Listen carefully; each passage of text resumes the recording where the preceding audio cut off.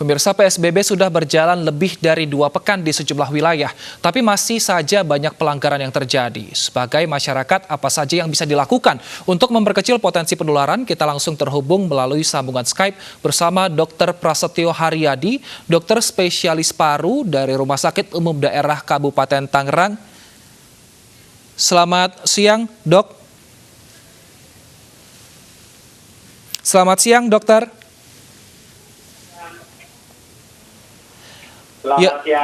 Ya dokter, saat ini bagaimana sudah beberapa bulan menangani pasien COVID-19, bagaimana pengalamannya, Dok?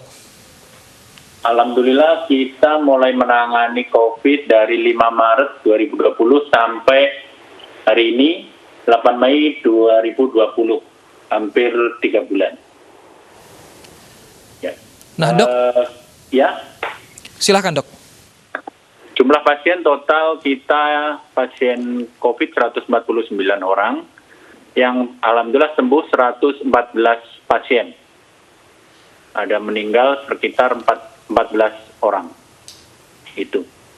Nah, Dok, saat ini dibuka kembali transportasi umum oleh pemerintah. Otomatis akan banyak warga yang akan berkerumun di salah satu lokasi. Sebagai dokter paru, apa yang harus dilakukan warga agar kita terhindar dari virus corona ini, Dok? Mengikuti himbauan pemerintah, sebenarnya kita harus tetap melakukan social distancing, pembatasan aktivitas. Walaupun public transportation dibuka, kita tetap misalkan di public transportation menjaga jarak, juga duduknya jangan terlalu padat, tetap menggunakan alat pelindung diri, masker harus tetap dipakai kemanapun dan dimanapun, plus menggunakan hand sanitizer harus minimal dibawa. Jadi setiap kontak harus berpegangan atau misalkan megang handle ke angkutan umum langsung dicuci tangan. Itu yang bisa dilakukan.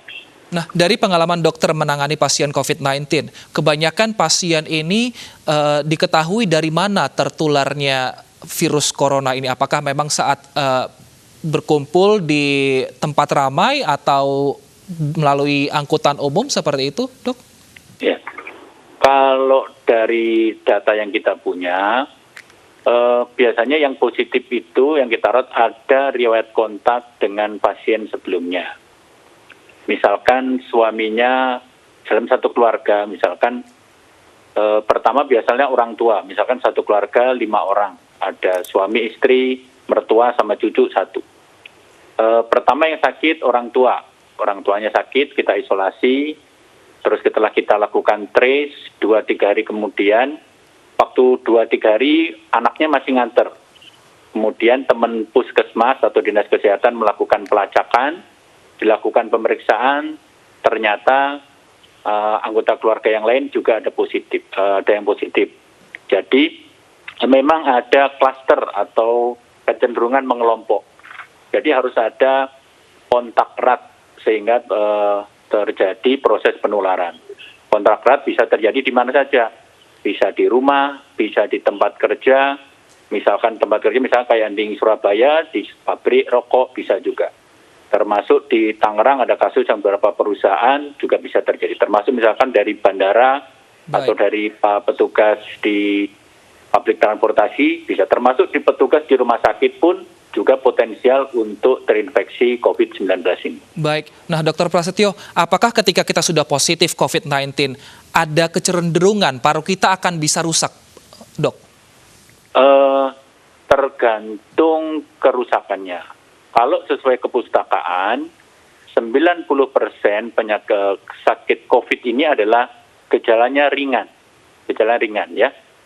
Makanya di pedoman itu adalah kalau bisa mau ODP, OTG, PDP mau confirm, seyogyanya adalah isolasi mandiri di rumah. Ditekankan isolasi mandiri. Kecuali ada emergensi, kecuali ada orang tua dengan imunokompromis, dengan komorbid penyakit yang macam-macam.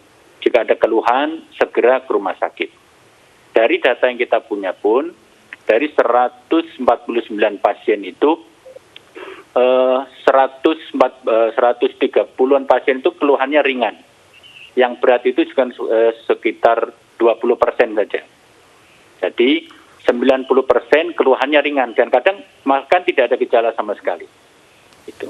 Baik, nah untuk menjaga paru kita agar tetap sehat di kala pandemi corona ini, apa yang harus warga lakukan? Apakah ada makanan atau aktivitas tertentu yang dilakukan agar paru tetap sehat, Dok?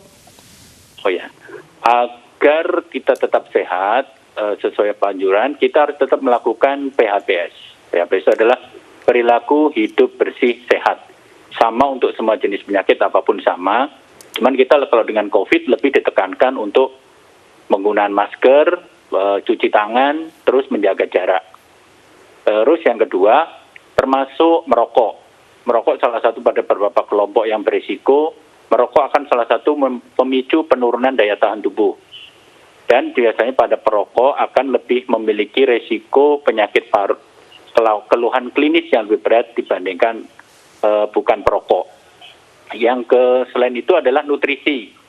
Nutrisi adalah tetap yang utama.